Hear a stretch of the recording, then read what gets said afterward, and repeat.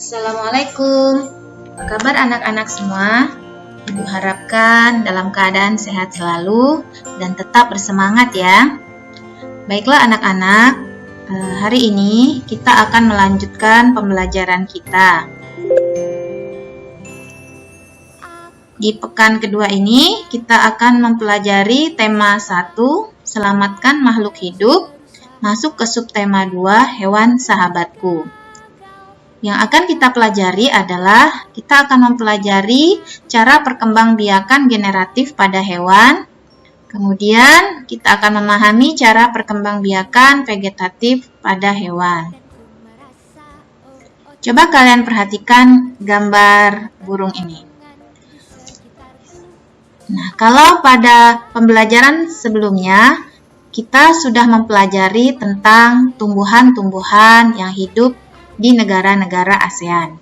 Nah, burung ini adalah termasuk salah satu hewan yang dilindungi yang berada di salah satu negara ASEAN, yaitu Malaysia. Nah, burung ini adalah burung tangkur dahan.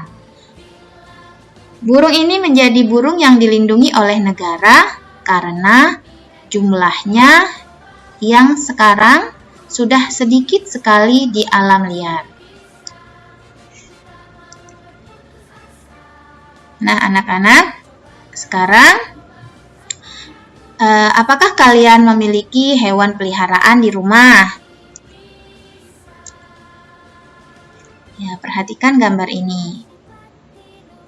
Mungkin kalian memiliki hewan peliharaan seperti yang ada di gambar ini. Bebek, ikan, kelinci, ataupun kucing. Nah, bagaimanakah cara hewan-hewan tersebut menambah keturunannya? Sama seperti burung tangkur dahan yang kita lihat tadi. Bagaimana caranya untuk menambah keturunan agar tidak punah? Ya, caranya adalah dengan berkembang biak. Karena dengan berkembang biak, maka akan bertambah banyak atau bertambah keturunan. Hari ini kita akan mempelajari perkembangbiakan hewan. Nah, perkembangbiakan hewan dibagi menjadi dua cara. Yang pertama generatif atau kawin, yang kedua vegetatif atau tak kawin. Generatif terbagi tiga, ovipar atau bertelur, vivipar atau melahirkan, ovovivipar atau bertelur melahirkan.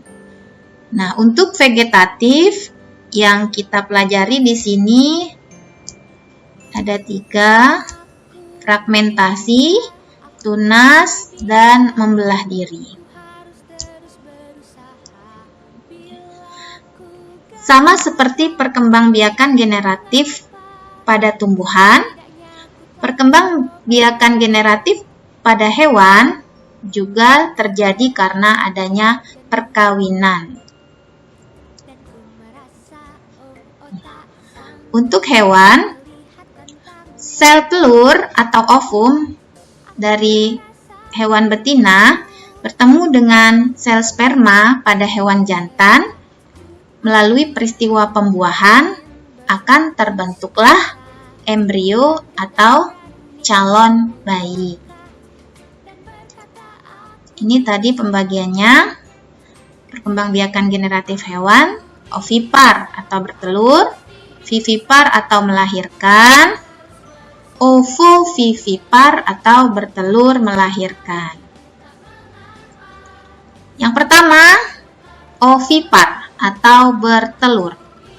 Contoh hewannya adalah ikan, serangga, burung, dan hewan amfibi seperti katak. Ada dua macam pembuahan yang terjadi terhadap telur hewan. Yang pertama disebut pembuahan internal atau di dalam tubuh betina. Yang kedua, pembuahan eksternal atau di luar tubuh betina. Perhatikan gambar ini. Kedua gambar ini itu merupakan contoh pembuahan eksternal. Karena pembuahan telur pada katak dan ikan mas, beberapa jenis ikan, itu terjadi di air, jadi di luar tubuh induk betina. Nah, sedangkan pada ayam dan beberapa jenis serangga, pembuahannya terjadi di dalam tubuh induk betina atau internal. Nah, zigot atau calon bayi tadi tumbuh dan berkembang di dalam tubuh induk betina hingga dibungkus cangkang. Nah, ketika cangkang sudah terbentuk, baru dikeluarkan dari tubuh induk betina.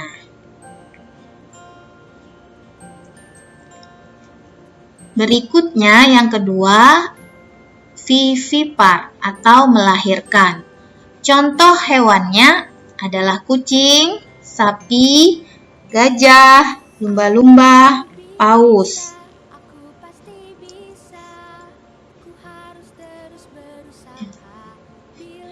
Embrio tumbuh di dalam rahim atau uterus induk betina.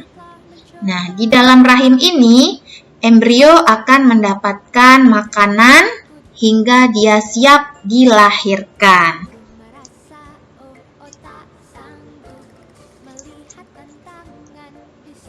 Ini adalah contoh hewan yang berkembang biak dengan cara vivipar atau melahirkan.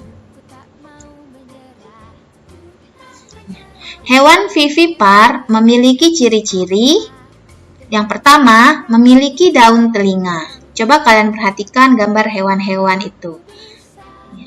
Yang kedua, tubuhnya ditutupi oleh rambut. Yang ketiga, memiliki kelenjar mamae atau kelenjar susu. Karena hewan ini berkembang biak dengan melahirkan, jadi dia memiliki kelenjar susu untuk menyusui anaknya. Dan yang berikutnya adalah bernapas dengan paru-paru. Mamalia yang hidup di air seperti paus dan lumba-lumba juga bernapas menggunakan paru-paru. Yang ketiga adalah ovovivipar atau bertelur melahirkan. Contohnya beberapa jenis kadal, ular, dan hiu. Nah, hewan betina itu mengeluarkan telur. Namun, telur yang dikeluarkannya itu sudah merupakan calon bayi yang hampir sempurna. Ya, berbeda dengan ovipar. Kalau ovipar, di dalam telurnya bukan bayi yang hampir sempurna. Tapi kalau ovovivipar sudah merupakan calon bayi yang hampir sempurna. Perhatikan gambar itu adalah contoh hewannya. Nah, pada ovovivipar, saat telur keluar dari induk betina, maka saat itu pula bayi dilahirkan.